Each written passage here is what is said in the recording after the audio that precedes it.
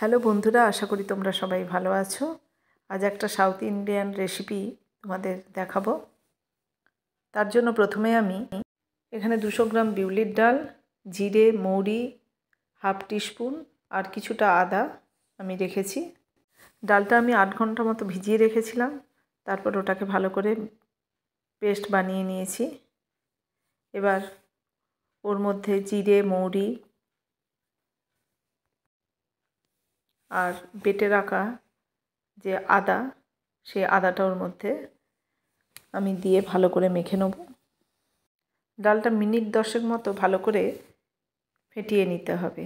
এই দেখুন, ডালটা এখন ডুবে যাচ্ছে। ডালটা ভালো করে ফেটানো হয়নি।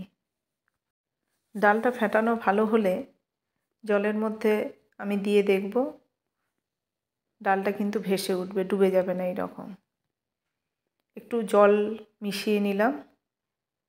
মিশ্রণটা খুব বেশি মোটা হবে না, আবার পাতলা হবে না, মিডিয়াম অবস্থায় থাকায় ফেটিয়ে নিতে হবে। আমি ওর মধ্যে পরিমাণ মতো নুন অ্যাড করছি। মিনিট 10 মতো আমি ফেটিয়ে নিয়েছি। এবার দেখুন, জলের মধ্যে ডালের মিশ্রণটা দিলে আগের মতো ডুবে যাচ্ছে না, ভেসে উঠছে।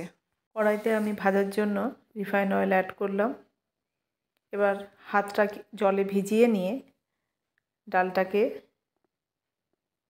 নিয়ে এইরকম শেপ দিতে হবে।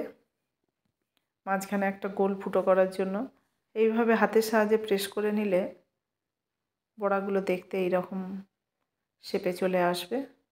এবার দু পিঠ আমি ভালো করে ভেজে নেব, লাইট ব্রাউন করে। আমি দ্বিতীয়বার আবার কড়াইতে ওই একই রকমভাবে ঠান্ডা জলে হাতটা ডুবিয়ে নিয়ে ডালটা নিয়ে এইভাবে শেপ দিয়ে নিয়েছি। এবার দু পিঠ ভালো করে ভেজে নিচ্ছি। আমি 200 গ্রাম ডালের জন্য 200 গ্রাম পরিমাণ দই নিয়েছি। এবার তাতে পরিমাণ মতো আমি চিনি আর নুন অ্যাড করেছি। পুরনো তেঁতুল, সেটাকে আমি জলে কিছু সময় ভিজিয়ে রেখে এরকম একটা কাঁধ বের করে নিয়েছি ছাঁকনির সাহায্যে। এবার তাতে পরিমাণ মতো নুন আর চিনি অ্যাড করে একটা চাটনি বানিয়ে নিচ্ছি। বড়াগুলো ভাজা হয়ে গেছে। এবার একটা প্লেটের মধ্যে রেখে ওর উপরে আমি দইয়ের মিশ্রণ অ্যাড করছি। অনেকে বড়াটাকে ভিজিয়ে রাখে কিছু সময় জলের মধ্যে। আমরা এটা পছন্দ করি না, ওই জন্য এইভাবে আমি বানিয়েছি। এটাও খেতে ভালো লাগে। আপনারা বানিয়ে খেয়ে বলবেন কেমন লেগেছে, কমেন্ট করে অবশ্যই জানাবেন।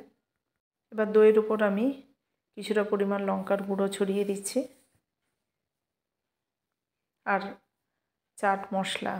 এর মধ্যে গোটা জিরে, মৌরি আর ধনে আছে একসঙ্গে ভেজে গুঁড়ো করা। আর ওই যে তেঁতুলের যে চাটনিটা বানিয়েছিলাম, সেই তেঁতুলের চাটনিটা দিচ্ছি। এটা অনেক দিনের পুরনো তেঁতুল, ওই জন্য কালো রঙটা। কিছুটা পরিমাণ কাঁচা লঙ্কা কুচি, ভাজা বাদাম, ধনেপাতা কুচি আর ঝুরি ভাজা চানাচুর অ্যাড করলাম। খাওয়ার জন্য রেডি।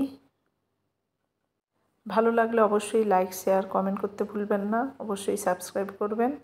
আবার নতুন কোনো রেসিপি নিয়ে দেখা হবে। আজকের মতো টাটা।